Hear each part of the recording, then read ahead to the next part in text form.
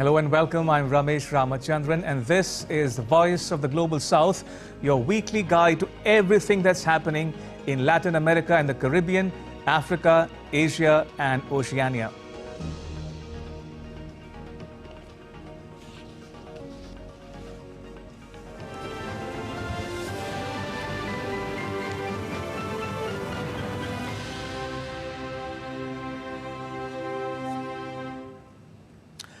On the show this week, after creating a mess in Iraq and Afghanistan, did the US just allow Islamist radicals to take over Bangladesh? A special report on the practice of female genital mutilation or cutting. We talk to survivors. And how the digital age is redefining patriotism in India and around the world. All that and much more coming up on Voice of the Global South. All right then, let's get started. Monday, the 5th of August 2024, an epochal moment in the history of Bangladesh. A daughter of Bangabandhu Sheikh Mujibur Rahman, the founder of Bangladesh and the longest serving woman head of government in the world, resigns and flees the country, ousted by a tsunami of mass protest.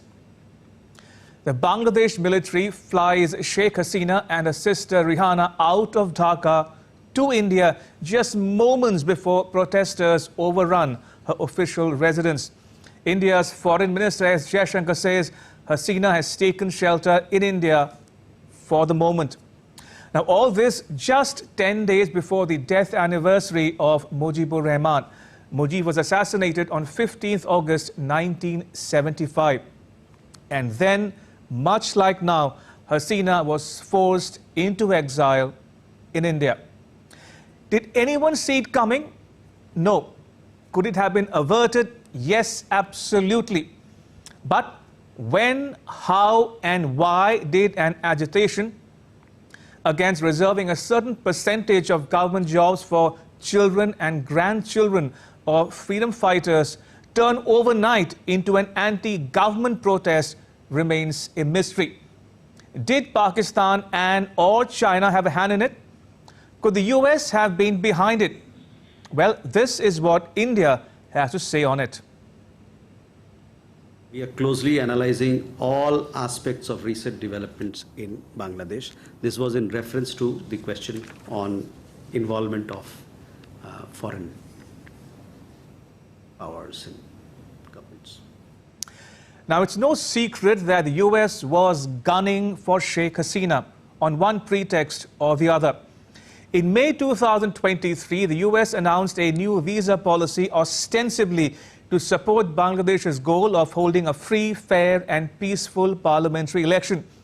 A US State Department spokesperson said that under this policy, the US will be able to restrict the issuance of visas for any Bangladeshi individual believed to be responsible for or complicit in undermining the democratic election process in Bangladesh.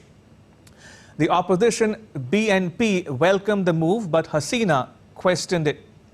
In December 2021, the US imposed sanctions on Bangladesh's elite paramilitary force, the Rapid Action Battalion, as well as 7 of its current and former officers for allegedly violating human rights. That's not all. The US did not invite Bangladesh to the Summit for Democracy, which it hosted in December 2021 and March 2023. Moreover, the US has been asking Bangladesh to sign 2 defense pacts for many years now, but without success. The proverbial last straw on the camel's back was when the US sought to bully Hasina into allowing American troops to set up a base in Bangladesh on St. Martin's Island. In May 2024, Hasina made 2 startling claims. One, that a plot was being hatched to carve out a Christian state from Bangladesh and Myanmar like Timor-Leste. And 2, that a quote-unquote white man offered her a hassle-free re-election in the 7th January 2024 parliamentary election if she allowed a foreign country to build a military base on St. Martin's Island. Now, a recent history of U.S. intervention, overt or covert, shows the so-called U.S. democracy project is failing in the global south. The U.S. waged a war in Iraq but could not prevent the rise of armed groups such as the Islamic State.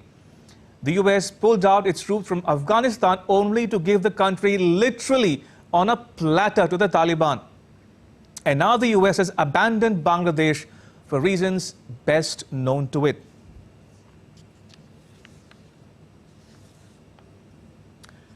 After Hasina's ouster, the Islamists are back with a vengeance. Minorities in general and Hindus in particular are being targeted. Their businesses and places of worship are being vandalized. The fear is terrorism and extremism will make a comeback in Bangladesh with disastrous consequences for the region. Will Pakistan and China fish in troubled waters? Don't be surprised if they do. And now to our weekly poll where you, the viewer, get to have a say. We're asking you, is the US also to blame for the mess in Bangladesh? Yes or no? What do you think? I repeat, is the US also to blame for the mess in Bangladesh? Yes or no? Tell us what you think. You can post your replies on our social media accounts on Facebook, X and Instagram. We'd love to hear from you. And now to the result of last week's poll, we asked you, can India play a peacemaker in Ukraine, Russia and Israel-Hamas conflicts? Yes or no? 69% said yes, India can play the role of peacemaker, while 31% said no. Thank you for letting us know what you think. We appreciate it. Every year on 6th February, we observe the International Day of Zero Tolerance for female genital mutilation. But as Kirat Chawla reports from New Delhi, protecting girls in much of the global south will take a significant push to eliminate this harmful, often deadly practice.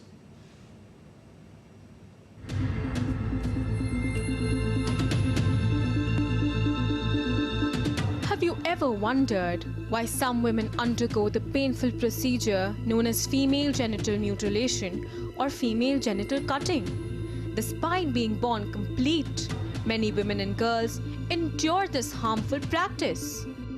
Female genital mutilation involves the partial or total removal of external female genitalia or other injuries to the female genital organs for non-medical reasons. It offers no health benefits and can cause severe bleeding, infections and complications during childbirth, which can increase the risk of newborn death. Female genital mutilation or FGM is categorized into 4 types.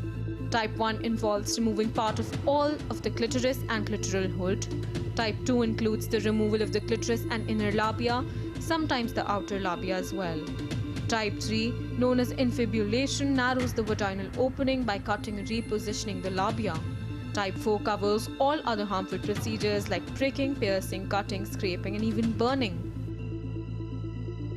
This practice, mainly found in 30 countries across Africa and the Middle East, also affects major parts of Asia and Latin America. It also persists among immigrant communities in Western Europe, North America, Australia and even New Zealand. With over 144 million affected in Africa and 80 million in Asia, the numbers are staggering. Despite some progress in places like Sierra Leone and Ethiopia, many countries struggle to meet the goal of eliminating FGM by 2030. Interestingly, many people in these communities, including those who have experienced FGM, are now advocating for its end. On July 15, Gambia's parliament rejected a bill to lift the ban on female genital mutilation, sparking intense public debate. It would tell young girls, your rights can be easily taken away. If this is passed, then what's next? We have to really be strong about it and make sure that we don't take away something that took so long to fight for. Why is FGM performed?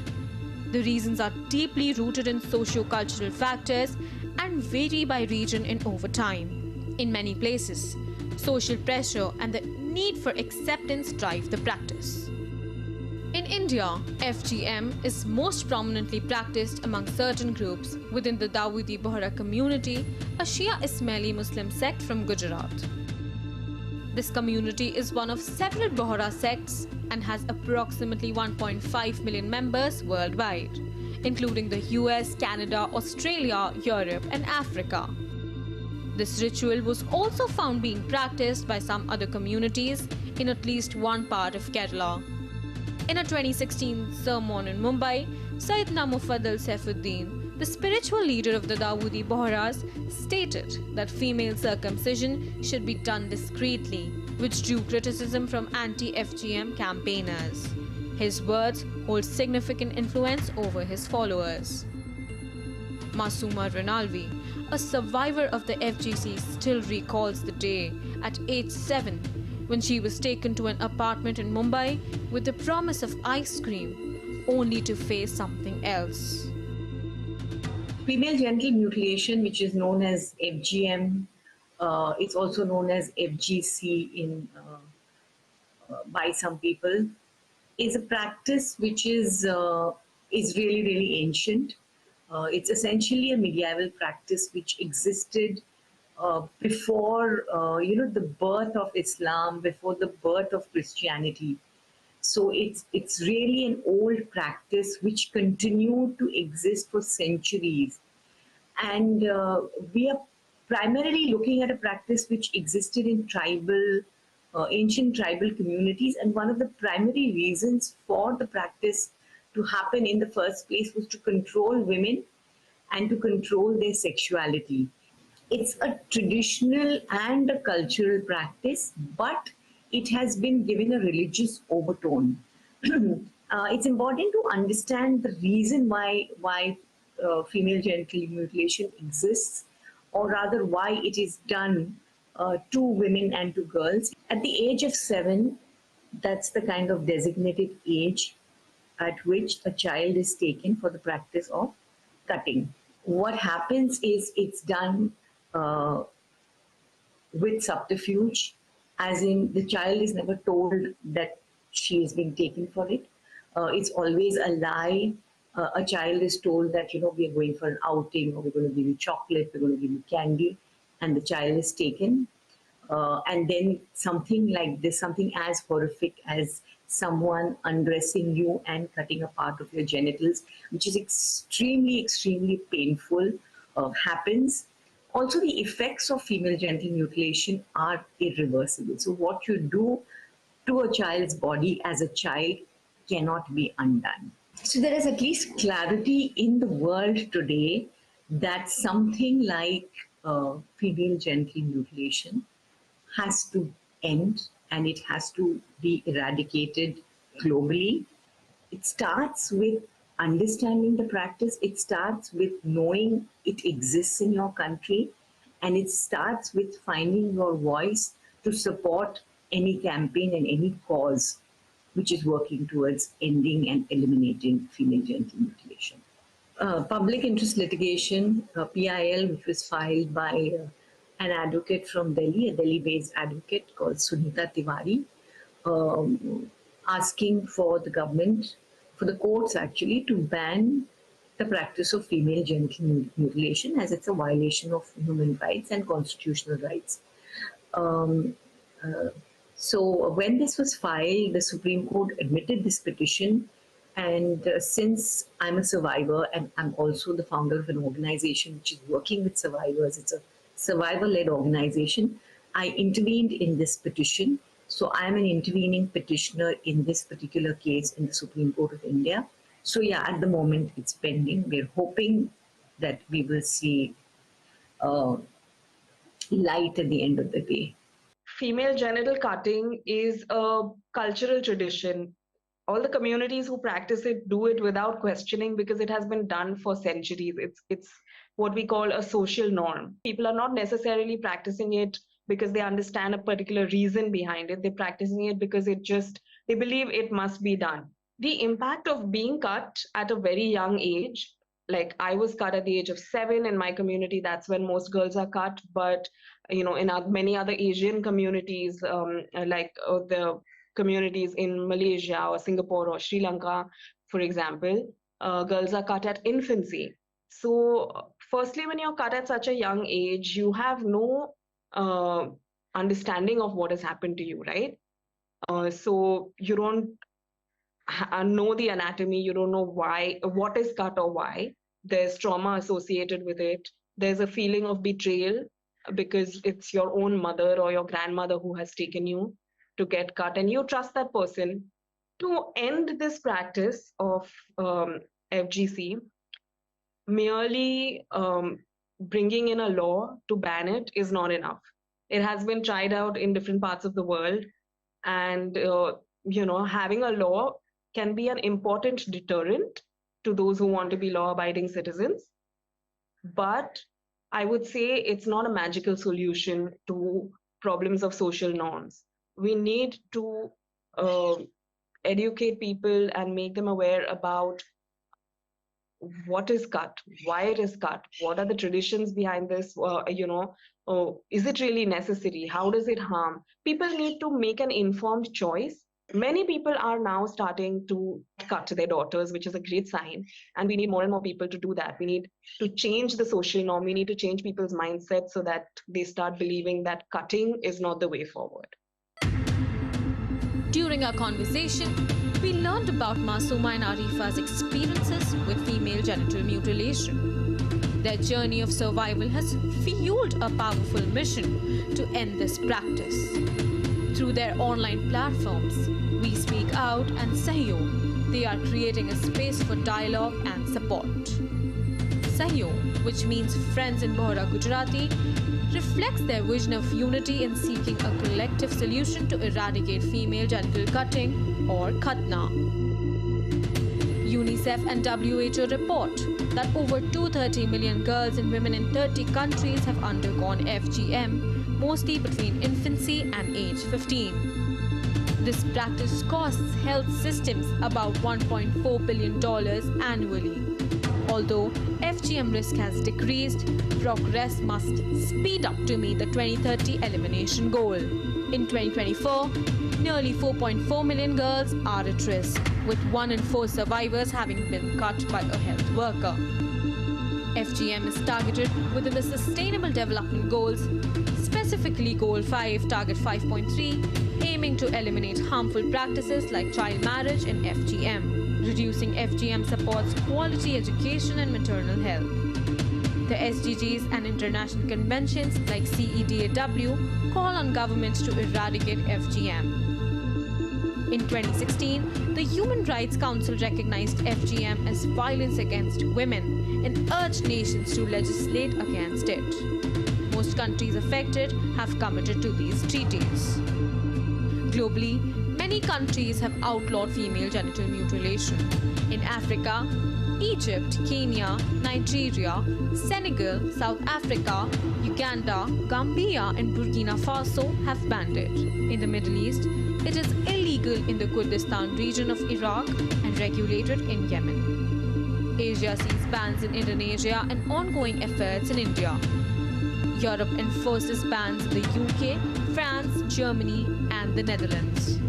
The US and Canada have also prohibited FGM. However, it's still legal or not explicitly banned in Somalia, Sudan, Mali, Liberia, Saudi Arabia, Oman, Malaysia, Pakistan, and some Eastern European countries.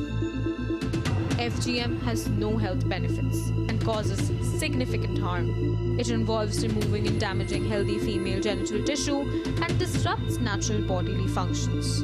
The risk of health complications increases with more severe forms of FGM.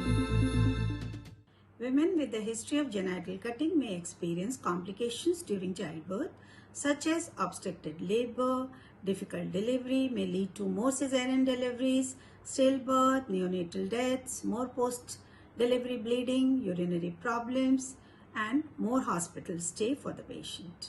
Long-term effects can lead to chronic pain, menstrual problem, RTIs, infertility, urinary tract infections, sexual dysfunctions, mental problems like depression and anxiety, and can also cause complications during the childbirth. Immediate health risk of female cutting includes severe pain, fever, bleeding, infections, local genital swelling, urinary problems, shock, and can even lead to death. A clear legal framework prohibiting female genital mutilation with criminal sanctions is essential for meeting international human rights obligations. Legislation varies by country. Some ban FGM in their constitutions, others in specific laws or broader criminal codes covering child protection, violence against women, or physical assault. In 2017, a public interest litigation was filed in the Supreme Court of India seeking a ban on FGM. The Ministry of Women and Child Development responded, acknowledging that FGM violates women's constitutional rights to equality, protection against gender discrimination, and the right to life, bodily integrity, and privacy. However, the need for a clear legal ban on FGM remains unresolved. The ancient practice of female genital mutilation or female genital cutting still continues due to cultural, religious, and sexual reasons. For many, it is even seen as a rite of passage. Despite international efforts to ban it, FGM still persists. Understanding its cultural context is key to protecting rights of women and girls worldwide. Ending FGM requires awareness and action. With camera person Gaurav Giri, Kirat Chawla reporting in New Delhi for DD India. On 15th August, India celebrates its 78th Independence Day. Ayushi Ahuja reports on how, in an age of likes, shares and hashtags, patriotism has found a new home online in India and around the world. What does patriotism mean to you? Surely it is more than draping your national flag over your shoulders. Are you more patriotic than your grandparents? And if you're a proud Indian like me, can anyone be more patriotic than those countless brave hearts who sacrificed their life for the sake of the nation? Today, patriotism finds its voice in the digital realm. A tweet, hashtag or viral content can start a war just as easily as it brings people and countries together. Rewind to the 1970s and 80s. India's public broadcaster Doordarshan ran a public service campaign called Mile Sur Mera Tumhara. It meant, when your tune connects with my tune in Hindi. Mile sur mera tumhara, to sur bane hamara. It was first broadcasted on Doordarshan 1988 after the Prime Minister of India addressed on Independence Day from the Red Fort. The 6-minute 9-second song became the anthem for national integration.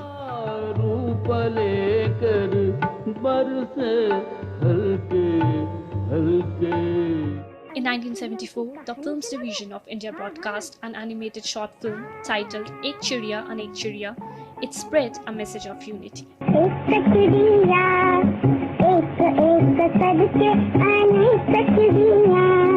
Decades have passed since then, generations have come and gone, but the sentiment remains the same. The love for India endures, only its expression has evolved, moving from traditional displays to the digital domain. Fast forward to 2024, patriotism has found a new home online. In an age of likes, shares and hashtags, digital activism is a new form of displaying national pride. Take for example, hashtag Har Ghar Tiranga campaign. It is Hindi for tricolor in every house, referring to the 3 colors of India's national flag. To celebrate 75 years of India's independence, the government encouraged citizens to hoist the national flag at their homes and share photos online. This campaign went viral with millions participating in it, turning their social media feeds into a sea of the tricolor, showcasing their love for the nation in a visually striking way. Similarly, hashtag Main Bhi Chaukidar campaign ahead of the 2019 general election saw millions of Indians adding Chaukidar to their Twitter handles, symbolizing their role as protectors of the nation. Main Bhi Chaukidar means I am too a watchman. coined by Prime Minister Narendra Modi's election campaign, it made everyone a fighter against corruption and social evils.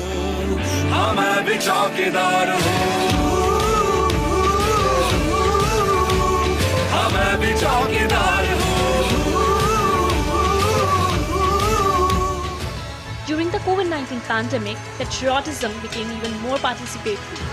1 billion Indians responded to Modi's call by banging pots, pans and other utensils on a designated date and time to honor frontline workers such as doctors and nurses.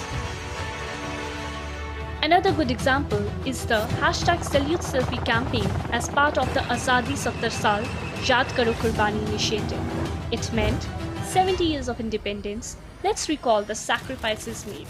This campaign urged Indians to take a selfie while saluting and post it online as a tribute to soldiers who defend the country. It wasn't just a trend, it was a national movement that saw the participation of people from all walks of life, from celebrities to senior citizens, each expressing their pride in the country's armed forces. And who can forget Swachh Bharat Abhiyan or Clean India Mission, launched on 2nd October 2014, the birth anniversary of Mahatma Gandhi. The countrywide campaign seeks to eliminate open defecation. It harnessed the power of social media to turn a government initiative into a people's movement, making cleanliness and sanitation a national cause. स्वच्छ भारत का सपना पूरा और दूंगी योगदान स्वच्छ भारत के लिए एक कदम स्वच्छता की ओर. It's not just India where patriotism has gone digital. The world has seen similar movements that blend national pride with international solidarity. During the Israel-Hamas conflict, #AllEyesOnRafah slogan spread on social media, drawing attention to the conflict and rallying international support for a humanitarian intervention. Similarly, #IStandWithUkraine became a global rallying cry. The Black Lives Matter movement, which gained global momentum in 2020, redefined patriotism, particularly in the United States. It challenged systematic racism and advocated change that patriotism can also mean fighting for a better, more equitable nation. And then there was #BringBackOurGirls. After more than 200 girls in Nigeria were kidnapped by the Boko Haram in 2014, this hashtag became a global movement of sorts. It sparked international outrage and support. As one reimagines patriotism in a digital age, one thing is clear. Whether through a post, a campaign, or a movement, the spirit of patriotism remains as strong as ever. It's no longer about waving a flag, it's about taking action, online and offline, to build a better future. As India celebrates its 78th anniversary of independence, never forget, patriotism is not where we have been, but where we are going. Here's wishing you all a very happy Independence Day. Jai Hind. With camera person Aniket Dubey, I am Aisha Huja reporting for DD India. And with that as a wrap on this edition of Voice of the Global South. But news continues here on DD India. You can catch all the latest updates on our social media, mobile and digital platforms. Thanks for watching. Bye.